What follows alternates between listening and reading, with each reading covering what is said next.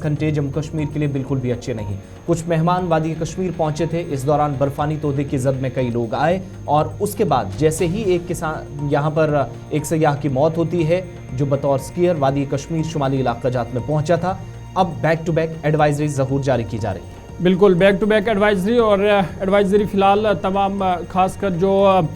सयाहती मुकाम गुलमर्ग है वहाँ पे बर्फानी तोदे गिराने की वार्निंग लगातार जारी की गई है। और जिस तरह से हमने देखा एक अफसोसनाक वाक़ा, एक बर्फानी तोदा गिराया जिसके नतीजे में जो स्कायर थे गैर मुल्की रूस से उनका ताल्लुक बताया जा रहा था वो उसकी जद में आ गया। ताहम फिर उसके बाद जो है इंतज़ामिया ने रेस्क्यू ऑपरेशन चलाया और कामयाब रेस्क्यू ऑपरेशन के ज़रिए जो 7 थे उनको बचा लिया गया। ताहम एक की जो है उसमें मौत वाक़ा हुई है। इधर महकमा मौसमियात का कहना है कि 27 से लेकर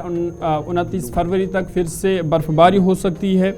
और तमाम लोगों को एहतियात बरतने की अपील की गई है। ख़ासकर जो बालाई इलाकों में रहने वाले लोग हैं या गुलमर्ग सयाहती मकाम में जो सयाह इस वक्त है उनसे भी कहा गया है कि वो एहतियात बरतें, चलने फिरने में एहतियात बरतें, क्योंकि गुलमर्ग के ऊपरी इलाकों में अभी भी जो है स्नो एवलांच का ख़तरा है और बर्फ़ानी तोदे गिराने का इम्कान है। और जिस तरह से हमने कल भी देखा, अगरचे पहले ही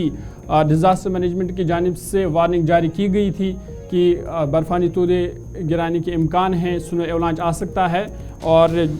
जिसमें हमने कल देखा कि एक बड़ा बर्फ़ानी तोदा गिरा है जिसके नतीजे में कई सयाह फंस गए जिसमें एक की मौत हुई। ताहम करीबन 7 जो है जिनका ताल्लुक रूस से बताया जा रहा है उनको इंतज़ामिया ने, पुलिस ने बहिफाजत उनको बचा लिया गया। जिस शख्स की मौत हुई है इसका ताल्लुक भी रूस से था और तकरीबन 2 बजे के आसपास खिलन मार का इलाका है, अफरवट पहाड़ी सिलसिला जो आप जानते हैं। चूँकि सयाहती सरगर्मियाँ सबसे ज़्यादा यहाँ पर होती हैं और ये तमाम स्कीयर्स जो ज़्यादातर इनमें चूँकि रशिया के थे, पहले कहा गया कि 6 का एक ग्रुप था और बाकी 2 लोग भी इसकी जद में आए जो दूसरे ग्रुप का एक हिस्सा थे। और गुलमर्ग डेवलपमेंट अथॉरिटी हो, इसके अलावा SDRF हो, गुलमर्ग की मकामी पुलिस हो, यानी जम्मू कश्मीर पुलिस का जो हिस्सा है गुलमर्ग के अंदर जो पुलिस के एहलकार तैनात हैं, दीगर तमाम लोग, बहुत कोशिशें की गई, काफ़ी मुशक्क़त की गई, लेकिन ये तमाम लोग मेहनत करने वाले ये जो आप देख रहे हैं ये वो थे जिन्होंने अपनी जान जोखिम में डालकर, जान हथेली पर रखकर कार्रवाई यहाँ पर शुरू की। क्योंकि 2 तरह के चैलेंजेस थे। जब यहाँ पर उस लाश को जिसकी एक मौत की तस्दीक की गई उसको रिकवर करने की कोशिशें हो रही थी, उस वक्त भी बर्फीला तूफ़ान था। फिर ये खातून जो बचकर निकली, इन्होंने एयर बैग का इस्तेमाल किया। प्रोफेशनल्स हैं, वो जानते हैं कैसे इसका इस्तेमाल किया जाता है या किया जाना चाहिए। उन्होंने अपनी जान बचाई, लेकिन उनके साथ ही शायद उनका ये आखिरी सफ़र था जिसमें से एक की मौत हो गई, जिसके बाद में इंतज़ामिया ने तस्दीक की। लेकिन साथ साथ इंतज़ामिया अब काफ़ी मुतहरिक नज़र आ रही है। मज़ीद इस पर गुफ्तगू करेंगे। हमारे साथ गुलिस्तान नुमाइंदा इशफाक डार हैं, टंगमर्ग और गुलमर्ग के दोनों इलाकों से मुसलसल वो हमें ब्रीफ करते रहे हैं। इस वक्त गुलमर्ग से बराह रास्त हमारे साथ हैं। इशफाक, एक तो ये बताइएगा कि ये कल 6 लोगों के ग्रुप की इतलात 2 बजे के आसपास मौसूल हुई, आपने भी खबर ब्रेक की, फिर 7 लोग रेस्क्यू किए गए, फिर पता चला कि रशिया से एक स्कीयर जो नॉर्दर्न बेल्ट में आया था उसकी मौत हो जाती है। अब इस वक्त सूरत हाल क्या है? क्योंकि बैक टू बैक कुछ एडवाइजरीज भी आई हैं और जो हमारी जानकारी है जम्मू और श्रीनगर के मेट्रोलॉजिकल डिपार्टमेंट के जो जिम्मेदारान हैं उनसे हमारी बात हुई है तो 27 से 29 के दरमियान फिर से बर्फबारी और बारिशों का सिलसिला आप पूरे कश्मीर के अंदर देखेंगे। तो दैट मीन्स अलर्ट रखा जाएगा और स्कीइंग का फिलहाल सिलसिला बंद किया जा रहा है या रोका जाएगा एहतियाती तौर पर? जी बिल्कुल आसिफ जी, जिस तरह से सयाहती मुकाम गुलमर्ग के अफरोड के कोंगडोरी इलाके में जो है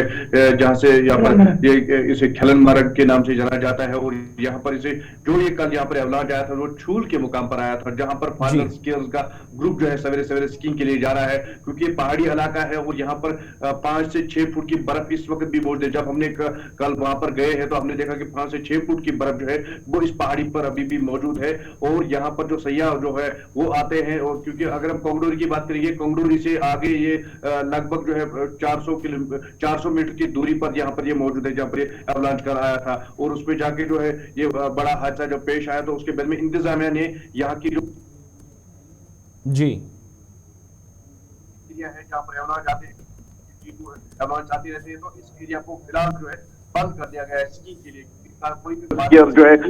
यहाँ पर के लिए नहीं जाएगा, क्योंकि जिस तरह से गुज़श्ता साल भी हमने देखा कि वही उसी एरिया पर जो है गुज़श्ता साल भी अवलांच आया था, उस अवलांच में जाके जो है यहाँ पर 2 लोगों की मौत हुई थी। तो आज इंतजाम ने फिलहाल फैसला लिया है कि जब तक ना इससे पूरी तरह से मेडिकेशन हो और कोई भी यहाँ पर जो गैर मिल्की सयाह है या जो स्कीइंग के लिए यहाँ पर आते हैं वो इस एरिया में नहीं जाएगा। और साथ साथ ये भी बताया कि जो खेलो इंडिया के बात अगर करेंगे तो खेलो का जो मुकाबला था वो इससे काफी दूर चल रहा था, वो कंगडोरी के बेस कैंप पे चल रहा था और वहां से ये काफी दूर एरिया है। और वही ये भी बताइएगा, हम ये देख रहे हैं कि डिजास्टर मैनेजमेंट अथॉरिटी बार बार कुछ ऐसी एडवाइजरी जारी कर रही थी, वार्निंग्स इशू की जा रही थी कि किसी भी तरीके से इन पहाड़ी सिलसिलों के अंदर आज के वक्त में नकल हरकत से गुरेज करें।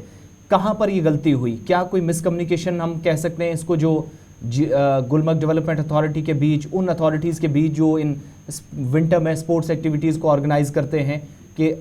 एक बड़ा ग्रुप चला जाता है और अचानक से वहाँ पर यह हादसा पेश आता है, एक की मौत हो गई, ये सारा सिलसिला बाद में। लेकिन उससे पहले,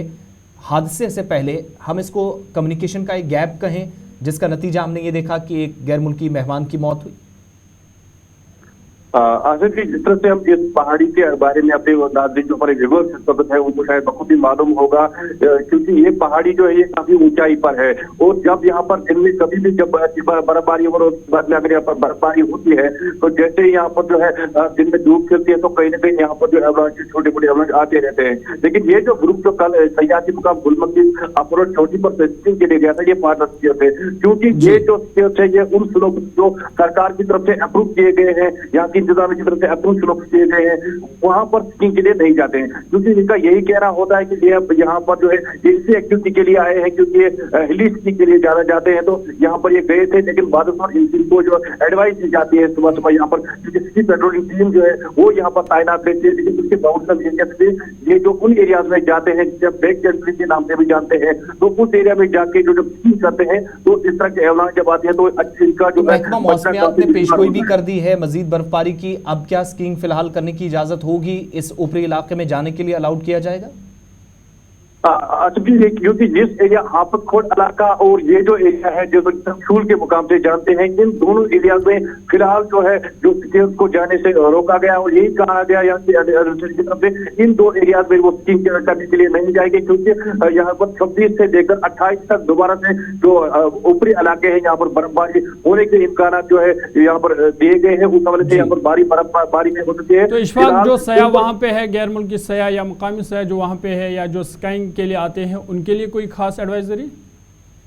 देखिए, एडवाइजरी यही है कि सयाहती मुकाम गुलमर्ग में, क्योंकि यहाँ पर दो किस्म के, एक तो हमारे जो मेहमान यहाँ पर आते हैं, सयाह जो आते हैं वो यहाँ पर बर्फबारी का लुत्फ लेने के लिए आते हैं। दूसरा पार्ट है यहाँ पर जो स्कीयर्स आते हैं वो खाली स्कीइंग का लुत्फ लेने के लिए आ रहे हैं और इन्हीं पहाड़ियों पर स्कीइंग कर रहे हैं। तो ये एडवाइस जो आज यहाँ के एडमिनिस्ट्रेशन ने ली है, फिलहाल सिर्फ स्कीयर्स के लिए है, जो पार्टनर स्कीयर्स यहाँ पर आते हैं जो इन पहाड़ियों पर स्कीइंग के लिए जा रहे हैं, उन्हें ये कहा गया फिलहाल जो है जब तक कहीं से मेडिकेशन हो तब तक इस इलाके में जो है स्कीइंग के लिए नहीं जाते हैं। बहुत बहुत शुक्रिया इशफाक, तफसीलात फराहम करने के लिए। बता रहे थे कि